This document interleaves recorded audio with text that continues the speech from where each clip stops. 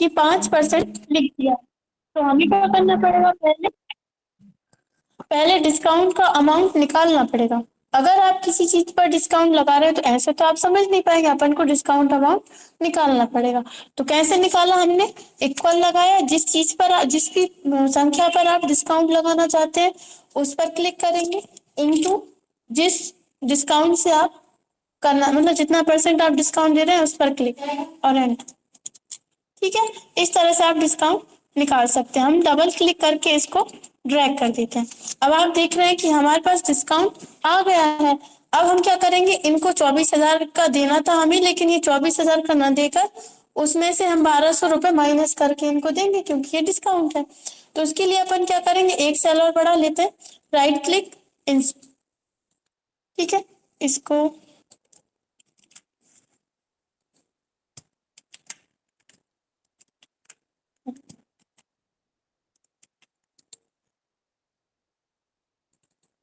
यहाँ पर हम इसको हटाकर यहाँ कर रहे हैं और इसको हम डिलीट कर रहे हैं क्योंकि हमें लास्ट में चाहिए। अब हम यहाँ पर लिख देंगे नेट अमाउंट। नेट अमाउंट यानी कि टोटल इनको पे करना कितना है। तो उसके लिए हम क्या करेंगे, ये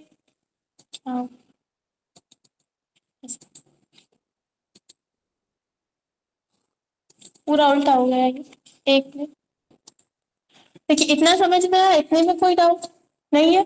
ठीक है, अब इसके बाद अपन यहाँ पे क्या करेंगे, इसको भी ऑल बॉर्डर कर लेते हैं, सेलेक्ट करेंगे, यहाँ से ऑल बॉर्डर कर देंगे। डिस्काउंट अमाउंट के बाद हमें निकालना है नेट अमाउंट, यानी कि खुद इनको देना कितना है। तो उसके लिए अपन इक्वल लगाएंगे। नॉर्मली अगर आप डिस्काउंट देंगे, अपन किस पे दे रहे हैं, इस पे, तो हम इस पे क्लिक करेंगे, इसमें से हमें डिस्काउंट का अमाउंट जो है माइनस करना है। क्यों करना है, क्योंकि हम इसको 24,000 में दे रहे थे, लेकिन इस पे 5% डिस्काउंट दे दिया है हमने, जिसमें से इसमें से क्या हो गया, 1,200 रुपये कम करनी है हमें। तो इसलिए हम डिस्काउंट जो टोटल प्राइस है उस पर क्लिक करेंगे, माइनस कर देंगे जो भी हमने डिस्काउंट अमाउंट हमारे पास आया है, इस पे क्लिक करके और एंड। तो हमारे सामने ये हमें 24, इनको 24,000 देने थे, अब 24,000 सॉरी 22,800 रुपये देने हैं। अब हम क्या करेंगे, इसको ड्रैग कर देंगे, साइड में माउस पॉइंटर लेकर जाएंगे, तो यहाँ पर ड्रैग कर देंगे डबल क्लिक करके, तो इसका अमाउंट आ गया। तो टोटल इनको इतना इतना पे करना रहेगा, क्योंकि आपने अलग अलग टाइप का डिस्काउंट दिया। अब जैसे कि अगर डिस्काउंट बढ़ता है या कम होता है, जैसे कि 6 लिख दिया हमने, एक ही बढ़ गया अमाउंट, यहाँ से कम हो गया और यहाँ से बढ़ गया। आप डिस्काउंट अमाउंट मतलब अपने अकॉर्डिंग अगर परसेंटेज चेंज करेंगे तो यहाँ पर अमाउंट चेंज होगा। आया समझ में, इतने में कोई डाउट है, नहीं आया हो तो एक बार और बता दो। आ गया। अब इसके बाद आप क्या करेंगे, यहाँ पर अपन को देखे इन्होंने 4 चीजें खरीदी है अपन से, तो इन चारों का अपन को क्या करना है, प्लस करके इनको देना है कि टोटल इनको पे कितना करना है। तो उसके लिए अपन क्या करेंगे, एक सेल यहाँ से सिलेक्ट, मतलब ये 4 सेल सिलेक्ट करेंगे और इसको मर्ज एंड सेंटर से मर्ज कर लेंगे। यहाँ पर हम लिखेंगे नेट टोटल, ठीक है, नेट टोटल लिखेंगे। अब इसके बाद टोटल निकालने के लिए अपन को क्या करना पड़ेगा, हमें कहाँ चाहिए, यहाँ पे टोटल चाहिए। तो आप क्या करोगे, इस इन सभी सेल्स को सिलेक्ट करोगे और यहाँ से अपन क्या कर देंगे, ऑटो सम कर देंगे।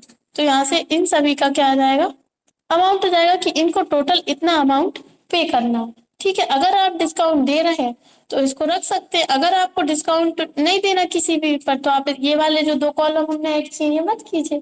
ठीक है, नॉर्मली रहने दीजिए टोटल प्राइस वाला। ठीक है, आया इतना समझ में। अब इसके बाद जीएसटी लगता है, सभी को पता है जीएसटी क्या होता है, गुड्स एंड सर्विस टैक्स। ठीक है, तो सभी चीजों पर, लगभग सभी चीजों पर लगता है जीएसटी। ठीक है, जीएसटी 2 टाइप का होता है, एक सीजीएसटी और एक एसजीएसटी।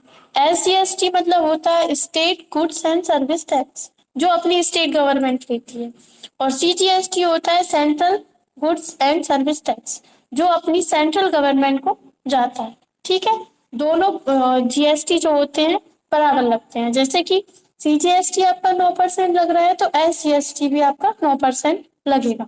तो इसके लिए हमें क्या करना पड़ेगा, दोनों जीएसटी देना है। अगर आपको एक ही देना है तो आप एक दे सकते हैं। ठीक है, जैसा आपके जो शॉप है उसमें होता है। तो इसके लिए हम क्या कर रहे हैं, इन दोनों सेल को सिलेक्ट कर रहे हैं। सिलेक्ट करने के बाद देखिए 2 सेल सिलेक्ट किए, अगर हम यहाँ से मर्ज एंड सेंटर करेंगे तो क्या होगा, पूरा मर्ज होगा। जबकि हमें क्या करना है, इसमें दो चीजें लिखनी है। तो इसके लिए हम साइड में जाएंगे, इसके ड्रॉप डाउन एरो पर क्लिक करके मर्ज एक्रॉस पे क्लिक कर देंगे। तो ये क्या हो जाएगा, एक्रॉस में मर्ज हो जाएगा, मतलब रो में मर्ज हो जाएगा, कॉलम में नहीं। ठीक है, तो इस तरह से अपन क्या करेंगे, यहाँ पर लिखेंगे अपन एस जी एस टी। ठीक है, एंटर करेंगे और यहाँ लिखेंगे हम सी जी एस टी। ठीक है, अब आप कितना परसेंट लगा रहे हो, तो उसके लिए आप यहाँ पर लिखोगे, जैसे कि हमने इस पे 9% लिख दिया। ठीक है, 9% लिखा तो यहाँ पर ऑटोमेटिक परसेंटेज वाला आ गया। इसी तरह से आप इसको ड्रैग भी कर सकते हो, क्योंकि जितना CGST लगता है उतना ही SGST लगता है, सेम लगते हैं दोनों। ठीक है, इसके बाद आपको क्या निकालना है, अब GST अमाउंट निकालना। अभी तक आपने यहाँ पर परसेंट लिया था इसमें, तो आपने क्या किया था, डिस्काउंट अमाउंट निकाला था, फिर उसके बाद उसको माइनस किया था। क्यों किया था, क्योंकि ये डिस्काउंट अपन उनको दे रहे थे। लेकिन अब यहाँ पर क्या हो रहा है, ये क्या है, GST क्या है, टैक्स है। टैक्स क्या होगा, प्लस होगा। प्लस क्यों होगा, क्योंकि अपन को भी ये टैक्स देना पड़ेगा। ठीक है, आया इतना समझ में, क्लियर है इतना।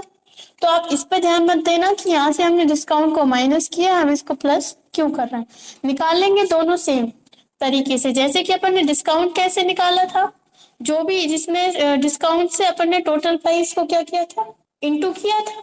इसी तरह से अपन को GST किस पे लगाना है, इस वाले अमाउंट पे। तो इसलिए अपन यहाँ पर GST निकालने के लिए क्या करेंगे, इस अमाउंट के साथ GST को क्या करेंगे, इंटू करेंगे। ठीक है, जब भी आपको किसी भी चीज का परसेंट निकालना है, तो आप उस उन दोनों का क्या कर सकते हो, इंटू कर सकते हो, तो आपको उस चीज का परसेंट निकालना है। ठीक है, एक्सेल के अंदर। तो हम यहाँ पर क्या कर रहे हैं, इक्वल का साइन लगा रहे हैं। किस पे हमें लगाना है, GST इस अमाउंट पर। तो हम इस पे क्लिक करेंगे, इंटू कर देंगे, कितना परसेंट लगाया हमने, 9%। तो इस पे क्लिक करके एंटर कर देंगे, तो इनके ऊपर इतना GST लगेगा, इस अमाउंट के ऊपर। ठीक है, आया समझ में इतना। अब अपन को सेम इसी तरह से CGST निकालना है। किस पे लगाना है ये GST, इस वाले अमाउंट। ठीक है, सेम ही आएगा, लेकिन फिर भी अपन को वैसे ही लगाना है, क्योंकि बाद में अगर संख्या चेंज होती है तो यहाँ पर भी जो अमाउंट है वो चेंज होगा। इसलिए अपन यहाँ पर इक्वल लगा रहे हैं। ठीक है, जो आपका नेट टोटल है उस पर आप क्लिक करेंगे और इंटू कर देंगे जो आपने परसेंट यहाँ पर लिया है, और एंटर कर देंगे। ठीक है, इतना क्लियर है। नहीं, चेंज नहीं होगा, आप ट्रैक कर सकते हैं। लेकिन अगर यहाँ पर कोई संख्या चेंज होगी तो यहाँ पर चेंज नहीं होगा। अगर आप GST का जो परसेंट है वो चेंज करोगे तो हो सकता है ये अलग हो, या फिर ये अलग हो, या फिर SGST न लगा, परसेंट चेंज होगा तो फिर अमाउंट भी चेंज होगा। अगर आप ट्रैक कर दोगे तो फिर गलत हो जाएगा। इसलिए अब अपन को क्या करना है, इनको पहले इतना देना था, लेकिन इस अमाउंट पर इतना परसेंट GST लग गया। तो अब अपन को क्या करना पड़ेगा, इन दोनों को भी इसमें प्लस करना पड़ेगा। प्लस करने के बाद अपन को यहाँ पर चाहिए अपना जो है ग्रांड टोटल, तो इसको सिलेक्ट करके हम मर्चेंट सेंटर कर देंगे। यहाँ हम लिखेंगे ग्रांड टोटल।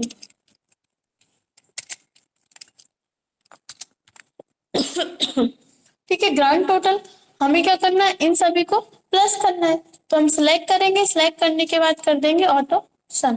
तो यहाँ पर आ जाएगा इनको टोटल इतना अमाउंट पे करना है। अब आप पूछ रहे थे कि अगर हम ड्रैग क्यों नहीं कर सकते, ड्रैग इसलिए नहीं कर सकते, देखिए इसमें 9% है, इसमें भी 9% है। अगर यहाँ पर हम कर देते 8%, अमाउंट चेंज हो गया।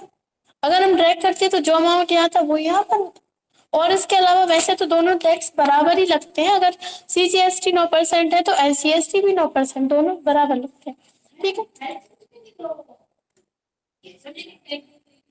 हाँ कहीं कहीं एक ही लगता है, मगर ये दोनों लगते हैं। ठीक, मगर अगर एक है तो आप एक लिख लीजिए, दो है तो दो लिख लीजिए। आप अपने शॉप के जो ओनर है उनसे पूछ लेंगे किस हिसाब से देना। अगर आप नहीं लगाना चाहते तो इसको हटा दीजिए, मत लगाइए। ठीक है, तो जैसा आपको करना हो, जैसे कि किसी किसी प्रोडक्ट पर नहीं लगता GST, बात मत करिए। किसी किसी प्रोडक्ट पर क्या होता है, GST नहीं लगता, तो आप क्या करोगे, इन दोनों को हटा दीजिए। तो यहाँ पर अमाउंट हो जाएगा 0। तो जो अमाउंट हमारा यहाँ पर आया वो अमाउंट यहाँ पर आता। अगर किसी प्रोडक्ट पर लग रहा है 5% GST, आपने 5 लिख दिया, देखिए आ गया। हाँ, फॉर्मूला लगाओ।